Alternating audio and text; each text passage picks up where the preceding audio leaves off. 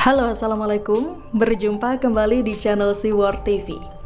Apa kepentingan Partai Demokrat ngotot pilkada digelar 2022? Ditulis oleh Ferry Padli. Berdasarkan Undang-Undang Pemilu 2016, dalam waktu dekat atau 2 tahun ini tidak akan ada pilkada lagi. Karena semua pemilu, baik itu pilkada, pileg, pilpres, dan pemilihan anggota DPD Republik Indonesia akan dilakukan secara serentak di Indonesia pada 2024 mendatang. Lantas, apa tujuan pemilu dilakukan secara serentak itu? Tidak lain tidak bukan untuk terciptanya efektivitas dan efisiensi anggaran. Seperti jika Pilgub dan Pilbub atau Pilwalkot digelar secara serentak, maka honor petugas TPS hanya perlu dibayarkan sekali saja. Begitupun dengan pembiayaan BIMTEK, sosialisasi, dan lain-lain, cukup dibayarkan sekali saja. Dengan anggaran pemilu bisa dihemat, maka uang yang ada bisa digunakan untuk kepentingan yang lain, seperti membangun infrastruktur seperti sekolah, rumah sakit, jalan, jembatan, dan lain-lain. Nah, karena Undang-Undang Pemilu itu dibuat pada 2016 saat Anies masih menjabat sebagai Mendikbud, maka tujuan undang-undang itu disahkan sama sekali bukan untuk menjegalnya.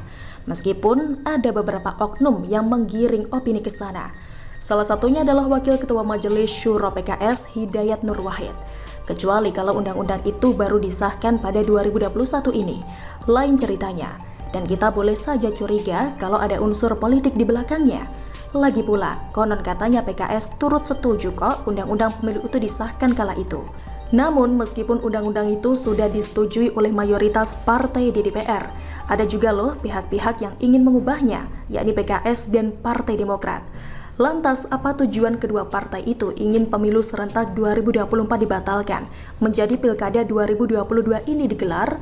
Kalau PKS jelas, meskipun alasannya pilkada serentak digelar pada 2024 bisa mengurangi kualitas pemilu, tapi pada intinya mereka ingin Anies jadi gubernur lagi hingga 2024 mendatang. Karena partai itu berencana mencalonkan gubernur DKI tersebut sebagai capres, entah Mardhani Alisera sebagai wakilnya. Nah, kalau seandainya Undang-Undang Pemilu itu tidak direvisi, maka jabatan Anies akan berakhir pada tahun 2022 ini. Dampaknya, selama 2 tahun dia akan jadi pengangguran. Dan itu bukan sesuatu yang menguntungkan buat Anies. Pertama, dia tidak akan bisa lagi mengumpulkan kekuatan untuk modal bertarung di Pilpres 2024 mendatang. Kedua, dia tidak punya panggung lagi. Sekarang, karena jadi gubernur DKI saja, Anies sering disorot media. Nanti kalau sudah diberhentikan karena masa jabatannya telah berakhir, tidak ada yang mau memberitakannya lagi. Kecuali kalau dia diangkat jadi presiden PKS atau ketua Nasdem, itu lain ceritanya. Ketiga, Anies akan kehilangan pendapatan dalam jumlah yang besar. Sebagaimana kita ketahui bahwa penghasilannya per bulan di DKI bisa mencapai angka miliaran rupiah. Artinya, kalau dia menambah lagi jabatan selama 2 tahun, 2022 hingga 2024, bisa 20-an miliar rupiah lebih uang yang dia dapatkan. Dan itu sangat menambah amunisi Anies untuk bertarung di Pilpres 2024 mendatang. Jadi, Undang-Undang Pemilu 2016 ini bisa dikatakan benar-benar menjadi batu sandungan bagi Wan Anies dan partai calon pengusungnya, PKS.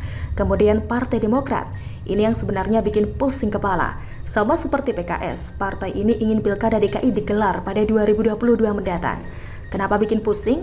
Karena kepentingannya kita belum tahu. Biasanya partai itu ingin mengubah suatu kebijakan karena ada unsur kepentingan di dalamnya. Meskipun terkadang alasannya lain. Untuk itu, penulis coba analisa apa kepentingan Partai Demokrat Pilkada DKI digelar 2022. Ada 2 kemungkinan, namun yang paling besar adalah AHY ingin bertarung lagi di Pilgub DKI. Sebagaimana di Pilgub DKI sebelumnya, ia sempat kalah, jadi masih penasaran untuk menjawab rasa penasaran itu sehingga ia berencana melawan Anies lagi. Tidak apa menurunkan level sedikit, karena memang ketua partai itu levelnya sudah capres, bukan lagi calon kepala daerah. Tapi kalau ia terpilih jadi gubernur DKI, maka peluangnya untuk terpilih jadi presiden sangatlah besar. Contohnya saja Jokowi, yang awalnya jadi gubernur DKI dulu sebelum akhirnya terpilih jadi presiden. Lagian juga sudah banyak kok contoh mereka yang rela turun derajat, dan itu gak dibully amat oleh netizen. Seperti Prabowo Sandi yang awalnya jadi capres dan cawapres, sekarang turun derajat jadi menteri. Begitupun dengan Wisnu Tama, Archandra Tahar, Andrinov Caniago, dan Rudiantara. Mereka itu semua awalnya menteri, sekarang jadi anak buah Erick Thohir sebagai komisaris di perusahaan BUMN. Artinya apa? Turun derajat itu bukanlah sesuatu yang hina, apalagi kalau ada tujuan lebih besar yang ingin dicapai. Kenapa tidak? Tapi sungguh sayang, mayoritas partai di DPR menolak untuk merevisi undang-undang pemilu tersebut. Karena menurut mereka undang-undang itu sudah tepat. Jadi, ujung-ujungnya, apa yang dilakukan oleh PKS dan Partai Demokrat itu sia-sia belaka, alias mubazir. Siap-siap anak Pepo, AHY playing victim lagi. Bagaimana menurut Anda? Silahkan tulis komen Anda di kolom komentar. Jangan lupa untuk like, subscribe, dan share. Siwar TV pamit, sampai jumpa. Wassalamualaikum warahmatullahi wabarakatuh.